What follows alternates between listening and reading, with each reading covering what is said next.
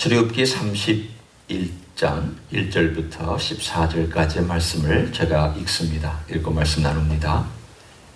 여호와께서 모세에게 말씀하여 이르시되 내가 유다 지파 후레의 손자요 우리의 아들인 부살레를 지명하여 부르고 하나님의 영을 그에게 충만하게 하여 지혜와 총명과 지식과 여러 가지 재주로 정교한 일을 연구하여 금과 은과 노스로 만들게 하며 보석을 깎아 물리며 여러 가지 기술로 나무를 새겨 만들게 하리라.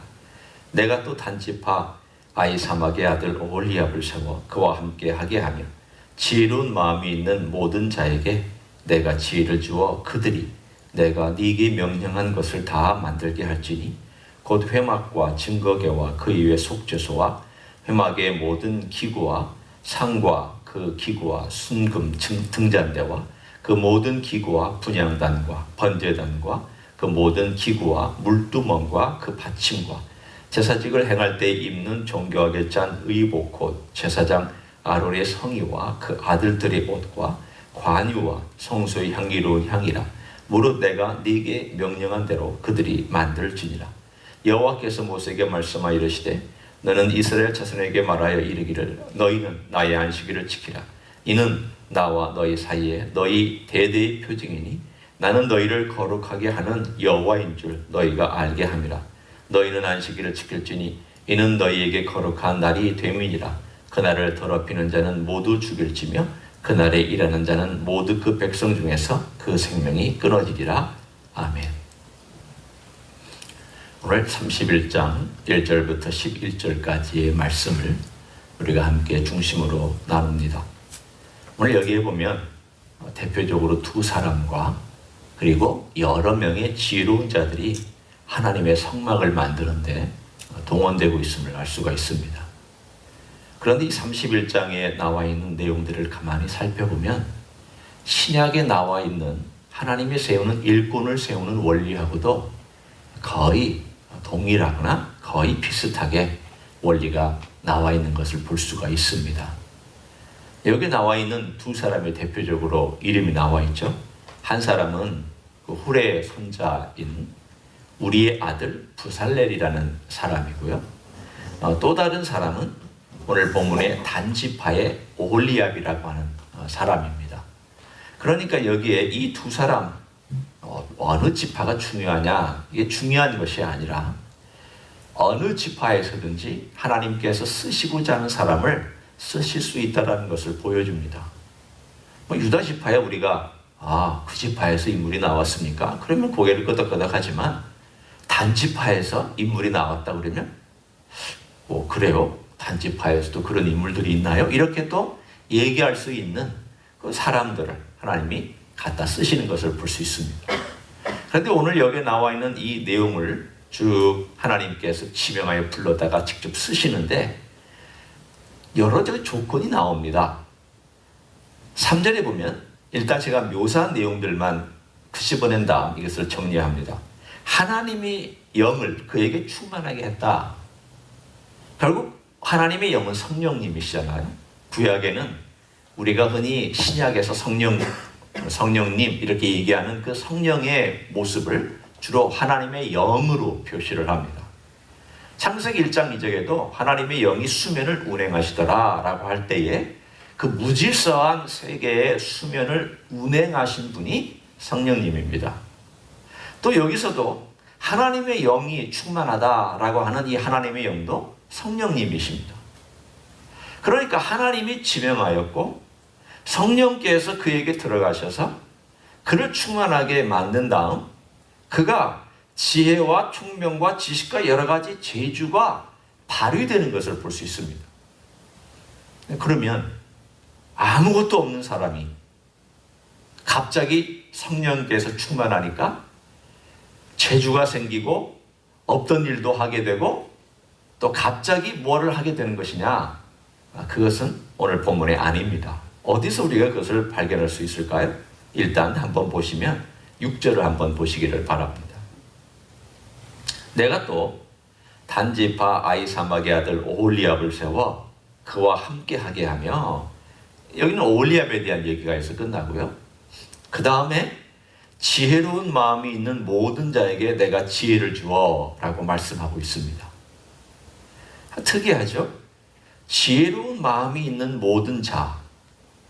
그런데 그에게 또 지혜를 준다고 했습니다. 이것은 무엇을 의미하고 있을까요?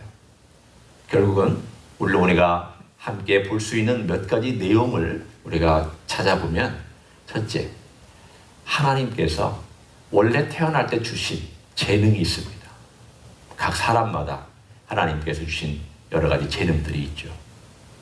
그런데 이 재능 위에 하나님께서 그분의 은사를 부어주셔서, 성령의 충만함으로 은사를 부어주셔서 그 재능이나 그의 재능에 준하는 것들이 더 발휘될 수 있도록 하나님의 감동이 임합니다.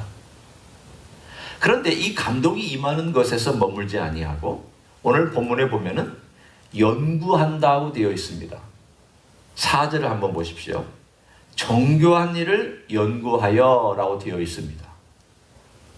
이 말씀은 단순히 성령님께서 그 안에 임하셨다고 그 사람이 갑자기 없던 재주가 생기고 없던 일이 생겨나며 없던 능력이 생겨난다는 말씀이 아닙니다. 그 사람의 가지고 있는 재능 위에 성령의 능력이 임함으로 그 사람이 그걸 가지고 이걸 어떻게 할까? 이 디자인을 어떻게 행하면 좋을까? 하나님이 명령하신 그 내용의 그림들을 내가 어떻게 구현해낼 수 있을까? 이런 고민을 하고 연구를 하고 갈등을 하고 깊이 생각을 하면서 하나님께서 원하시는 것을 드러내주는, 나타내주는, 그것을 물건과 또는 회막과 여러 것들로 나타내주는 오늘 이야기가 쭉 본문에 등장합니다. 참 하나님께서 우리를 쓰시는 방법이 특이하죠. 우리는 어떨 때에 위로부터 하나님의 능력이 막 임하면 막 뭐든지 하고 기적도 베푸는 그런 어떤 환상을 꿈꿉니다. 하나님 그렇게 일하시지 않습니다. 하나님이 일하시는 모습은 물론 하나님이 그렇게 못하시겠습니까? 충분히 하실 수 있죠. 마른 막대기를 가져다도 하나님이 일하실 수 있고요. 돌멩이를 가져다가도 하나님은 찬양 받으실 수 있는 분입니다. 그러나 하나님이 사람을 쓰실 때에는 그렇게 하시기보다 하나님 앞에 일단 마음이 열린 사람, 하나님의 쓰심에 준비된 사람들을 갖다 쓰십니다. 그런데 그 갖다 쓰실 때 보면은 그 사람들이 전혀 없는 사람을 갖다 쓰시는 것이 아니라 재능이 있거나 어떤 특별한 어떤 부분이 있는 사람을 갖다가 쓰시는데 그 사람을 갖다 쓰실 때 그 사람 위에 감동을 주시고 그 사람의 영을 충만하게 해서 그 사람을 하여금 연구하고 고민하게 하고 애쓰게 하고 그래서 그걸 가지고 하나님께 영광을 돌리게 만듭니다. 묘하죠? 하나님이 먼저 이니셔티브를 취하십니다. 주도권을 갖고 일하십니다. 그 분명히 맞습니다. 하나님이 주도권 갖고 계십니다. 지명하십니다. 충만한 은혜를 내리시고 성령 충만하게 하십니다. 그러나 충만하게 하시지만 동시에 그러면 인간은 가만히 있으면 되느냐? 그게 아닙니다. 오늘 본문에도 보면은 연구하고 그걸 가지고 그 지혜를 가지고 어떻게 하나님께 영광을 돌릴 수 있을까요? 그 물건을 만들었는지 본문에 만들게 하며 라는 말이 나옵니다. 이것은 단순히 그냥 아무렇게나 만드는 것이 아님을 말씀하고 있습니다. 하나님과 인간의 협업. 얼마나 멋진 일입니까? 하나님이 우리를 쓰실 때 우리와 협업하시는 것입니다. 결국은 하나님께 영광을 돌리는 일을 보면은 하나님이 주도하시지만 우리도 하나님께 영광을 돌리게 만드십니다. 만약 우리가 연구하거나 연구하지 않거나 우리가 거기에 땀을 들이지 아니하면 우리가 하나님께 영광을 돌린다는 말이 좀 우습잖아요. 아니 하나님이 다 알아서 하시면 내가 하나님께 뭘 영광을 돌립니까? 내가 참여한 게 없는데 내 에너지가 안 들어가고 내 노력도 안 들어가고 내 땀과 내 눈물과 내 아픔이 거기에 들어가지 않는데 하나님께 제가 한 일의 영광을 통해 돌립니다. 말이 조금 모순이 있지 않습니까? 내가 거기에 에너지를 넣어야 하나님 제가 별것 아닌 재주를 집어넣습니다. 제가 별것 아닌 것을 여기다가 투자합니다. 하나님, 제가 별거 아닌 거 가지고 애썼습니다. 그러나 주님께서 기회를 주시고 주님께서 은혜를 주셨기 때문에 제가 영광을 아버지께 올려드립니다. 이래야 말이 맞잖아요. 이래야 하나님 오실 때 너 애썼다, 너 수고했다, 착하고 충성된 종아, 네가 참 이 일에 애를 썼구나. 아니, 뭘 애썼다는 말일까요? 주님께서도 애썼다. 그러면 애쓴 게 있어야 되지 않아요? 애쓴 것이 있어야죠.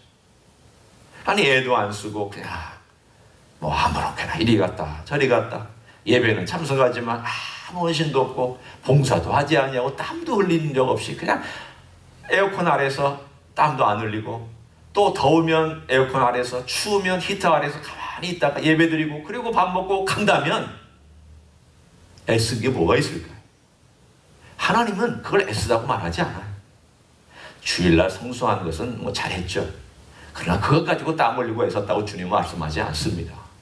하나님의 제자는, 주님을 따라가는 제자는 땀 흘리며 애쓰는 제자라고 말합니다.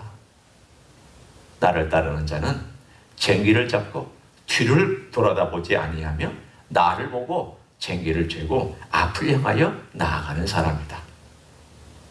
주님을 위하여 쟁기를 잡고 있다는 자체가 땀 흘리는 일이고요, 뜨거운 태양빛에서 소를 몰고 열심히 일하고 있다는 뜻입니다.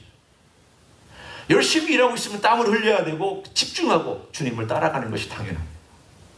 오늘 바로 이 이야기를 우리의 삶 속에 신약 시대에 적용합니다.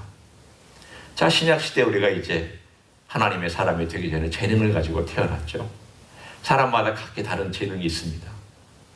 저는 음악적인 재능은 별로 없는 사람입니다. 어떻게 생각하면 배우려고 애도 써봤고요. 저희 어머니가 이 피아노 가르치려고 피아노 레슨도 한 달간 시켜봤는데 포기한 사람입니다. 물론 재능도 없었지만 끈기도 없었던 것 같아요. 또 기타도 배우려고 했지만 별로 재능이 없습니다. 잘 배우지 못했습니다. 그러나 하나님께서 저에게 아마 주신 뭐 다른 것들이, 저런 재능들이 제게 있겠죠. 그런데 이거는 일반적으로 그냥 하나님, 우리가 태어나면서 각자에게 주신 재능들입니다. 두 번째, 우리가 예수를 믿을 때 하나님께서 주시는 은사가 있습니다. 이건 일반적으로 가지고 태어나는 재능하고 다릅니다. 하나님께서 예수를 믿으면 성령님이 내 안에 들어오심을 우리에게 주시는 은사가 있습니다. 재능이 있고 은사가 있습니다. 이 은사는 모든 믿는 자에게 주시는, 적어도 한 가지씩 주시는 은사입니다. 우리가 이 은사를 가지고 오늘 자세히 얘기할 그런 내용은 아니지만 하나님께서 은사를 주십니다. 그런데 그 다음에 이 주시는, 원래 주신 재능이나 은사가 어떻게 발휘되어야 되느냐 하면 성령의 충만함이, 하나님의 영이 거기 임해야 이 은사도 발휘되고 이 재능도 발휘됩니다. 그러니까 하나님의 은혜를 구하고 하나님의 영감을 구하고 하나님께서 나에게 지혜를 달라고 우리는 구할 수 있어야 됩니다. 그러나 동시에 네 번째, 거기에다 오늘 본문에 있는 것처럼 연구하고 땀 흘리며 이걸 어떻게 주님께 영광을 돌릴까에 애를 써야 됩니다. 주어진 것이 있죠. 재능이나 은사가 주어졌습니다. 그러나 여기에 두 가지가 더 덧붙여져야 됩니다. 오늘 본문에 있는 것처럼 하나님의 영의 충만함, 성령님의 충만함을 구하는 자세. 또 하나는 내가 시간을 들이고 애를 써서 이것을 어떻게 할지에 대해 고민하고 애쓰는 자세.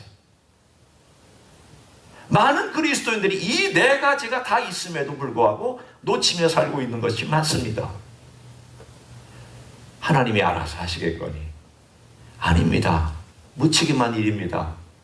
하나님이 다 알아서 해주시니까 하나님, 나는 가만히 있으면 돼. 아니요.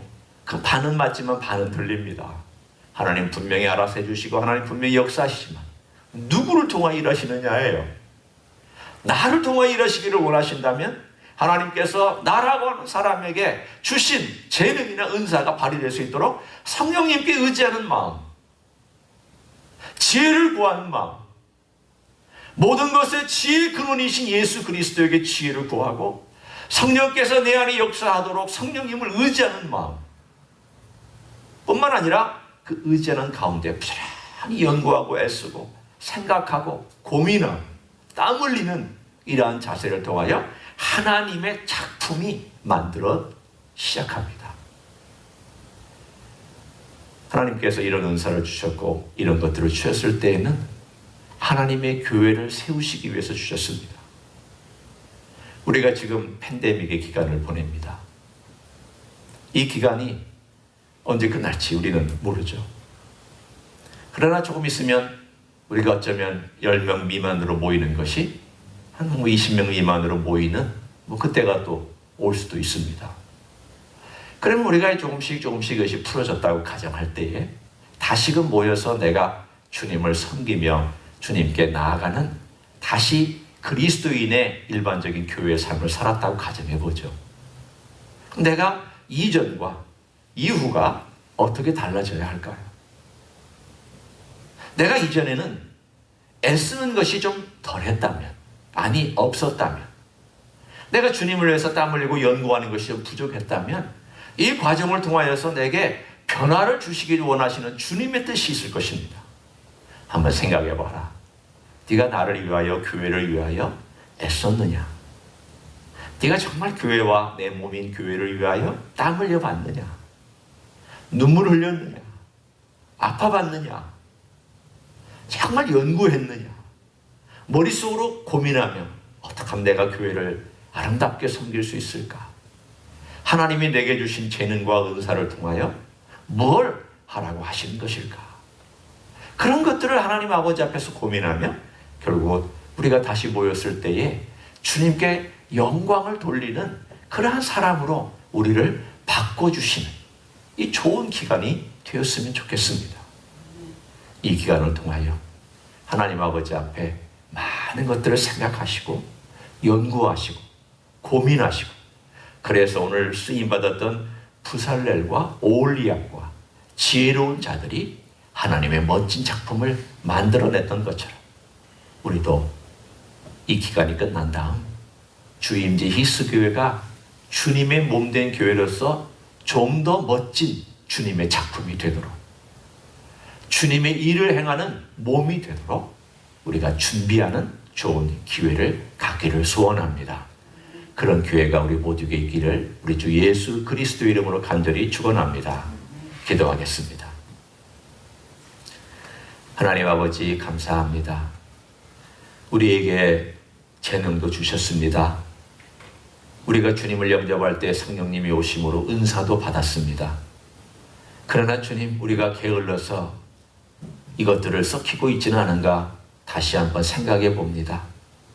주님을 위하여 연구하고 고민하며 성령님의 도움을 구하면서 주님의 작품을 만들어 갈 수 있도록 축복해 주시기를 소원합니다. 주님, 우리가 과거에 게을렀다면 이제는 부지런한 삶을 살게 축복해 주시기를 원합니다. 과거에는 내가 원하는 대로 살았다면 이제는 주님이 원하시는 것을 고민할 줄 아는 하나님의 사람이 되기를 원합니다. 그래서 이 기간이 끝나고 난 다음에 주임제 이스교회가 더 멋진 모습으로, 더 성숙한 성도들의 모습으로 모여서 예배하고 찬양하고 봉사하고 서로 사랑하고 섬길 수 있고 세상으로 나갈 수 있는 교회가 되게 하여 주시옵소서. 그런 교회로 만들어 주시고 주님의 성령의 충만함으로 우리를 붙들어 주시기를 원합니다. 그때까지 주님 집안에서 머물 그 시간에도 주님과 함께 교제하며 주님의 지혜를 구하며 성령 충만한 하루하루가 될 수 있도록 역사하여 주시옵소서. 이제는 우리 구주 예수 그리스도의 은혜와 하나님 아버지의 극진하신 사랑과 성령 하나님 교통하심의 역사가 성령님의 충만한 역사를 기대하며 주님의 제자로서 이 땅 위에서 주님의 뒤를 쫓아갈 때 주님을 위해 땀 흘리고 교회를 위하여 땀 흘리고 교회를 위하여 눈물 흘리고 교회를 위하여 쓸 줄 아는 그런 삶을 살기로 다시 한번 다짐하는 이 자리에 참여한 모든 종들 위에와 가정에서 예배드리는 모든 종들 위에와 주임지 이스교회 위에와 이민교회들과 한국교회들과 선교사님들 위에 이제로부터 영원히 함께 하실지어다. 아멘.